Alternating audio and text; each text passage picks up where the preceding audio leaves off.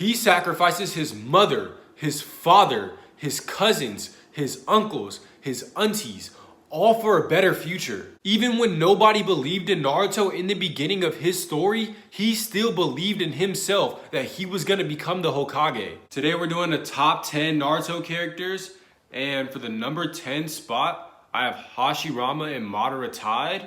And so for Hashirama and Madara, these are the two pillars of the ninja world, yin and yang, good and evil. Everybody has these ideals clashing inside them, and I feel like these two characters personify them perfectly. And so for the number 9 spot, I have Rock Lee. For Rock Lee, it's the overcoming of struggle for me. Rock Lee's disadvantages take a toll on him for the entirety of the show, and yet not once did we see him give up. When all the odds were stacked up against him, we watched him rise up and do the impossible. And for number 8, I have Gaara. And for Gaara, it's the self-development for me. Gaara was a sad, abandoned, broken boy who was feared by his siblings, granny, and village, using his past trauma to feel his rage and anger, until his confrontation with Naruto, changing his life for the better. Rising up to be a great young leader of his village and using his past to sympathize with people. Number 7 is Obito. And for Obito, it's his brokenness and holding on to the past that I take away from his character. Obito lets this get the better of him, and it breaks him. And he builds himself back up with all of the failures in his mind, fueling his negative actions. That comes with irreversible consequences. For number 6, I have Shikamaru.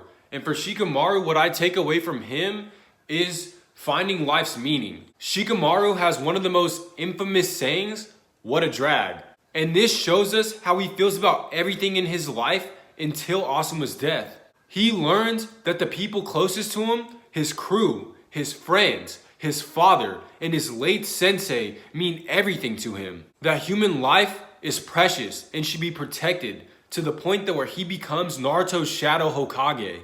Alright, for the number 5 spot, we got Naruto. So for Naruto, what I take away from him is staying true to who you are and believing in yourself. Naruto's most infamous saying, "Believe it," is said to many people that he meets, but they never believe his words. They only believe through his actions. But through his actions, they start to believe. And the reason that Naruto tells them to believe him is because he believes in himself. Even when nobody believed in Naruto in the beginning of his story, he still believed in himself that he was going to become the Hokage. For the number 4 spot, we got Pain.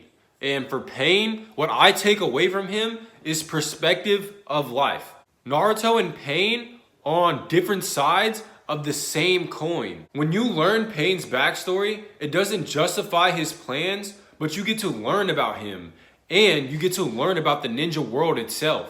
What makes Pain above Naruto for me is that Pain gives Naruto a chance to explain himself about how he was going to make peace and make the world a better place, and Naruto doesn't even fully answer his question. But he still decides to believe in Naruto.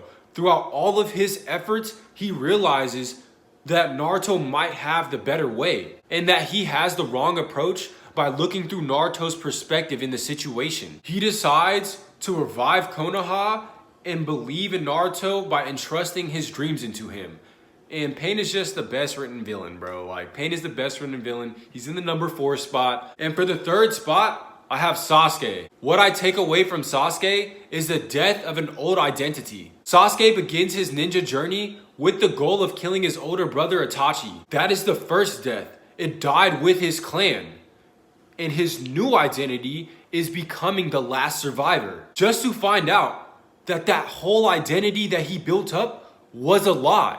And then struggles to put his newfound identity to death. And for the number 2 spot, we got his big bro Itachi. For Itachi, what I take away from Itachi is sacrifice. He sacrifices his mother, his father, his cousins, his uncles, his aunties, all for a better future. And I'm currently trying to apply sacrifice into my life for a better future as well. So I really do admire Itachi and the hard decision that he made. And for the top 1 spot, we got Kakashi.